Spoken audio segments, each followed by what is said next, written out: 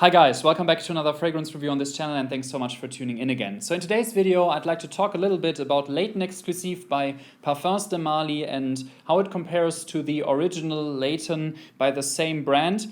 One of them I do really like and the other one I don't really like, so I think this should make for an interesting comparison. But first of all, if you are new to this channel, hi, my name is Kai and I talk about hairstyling, beard care and fragrance related stuff. So if you are interested in some of these topics, then please feel free to subscribe. The button is just below this video and it's of course entirely free of charge.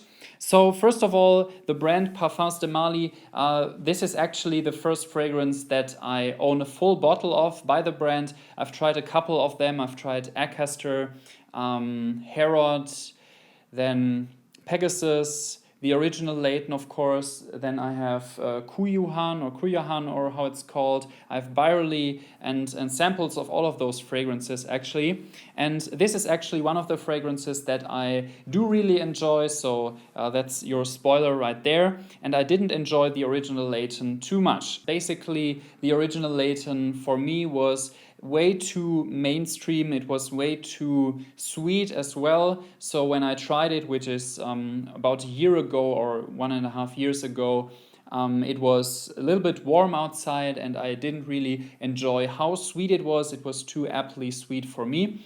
And I think Layton is basically the entry point of everyone that is used to wearing designerish fragrances and that wants to get into niche, because it's very, very enjoyable. It's an absolute compliment getter. I think it's also quite popular with the ladies. If that's important to you, then you should definitely try the original Layton and just order a sample and see how you like it. But for me, it was too sweet and it was too boring, kind of. And I was thinking about that it could have more of a musky vibe, that some synthetic musk would actually fit very well with this fragrance, and also that a more woodier version would be very nice for me personally. So if it hadn't been as sweet and it would have been more woodsy and more musky, then I would have totally enjoyed it. And that's basically what you get with Layton Exclusif. So they say that this contains musk, of course, not authentic real Siberian deer musk, which is a shame, but whatever. It's a synthetic type of musk, and also this, they say it contains oud, but it probably doesn't. With this one, I can tell you that I don't really smell too much oud, and I highly doubt that there is authentic real oud in there, which is very rarely the case with Western perfumery. But anyways, guys, what you get with this is essentially a more woodier and slightly muskier version than the original Layton. It's still quite mainstream, so it's not too crazy, too much out there. It's definitely wearable in a lot of different occasions, and I would say that it's even more versatile than the original Layton, because that somehow felt limited to the whole date situation kind of thing. And this one is also suitable for a more formal occasion or for just as a signature fragrance for everyday use in general. I found that I have been using this a whole lot of times. I own currently a selection of like 30-ish something fragrances, and I really enjoy this one, so that I wear it like 3 out of 7 times each week, which is a whole lot. So I did really enjoy it, and I think it's super versatile. In terms of performance, I think they also step things up a little bit. So this lasts a good 7 to 8 hours in total. The projection time is within the first 2 to 3 hours.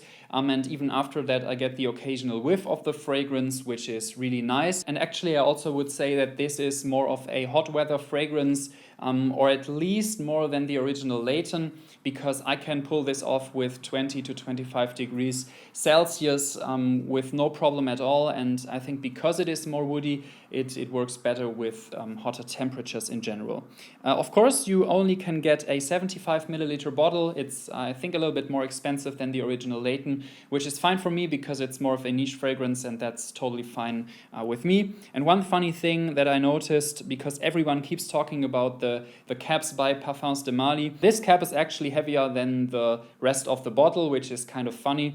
And everyone says that it could break some flooring.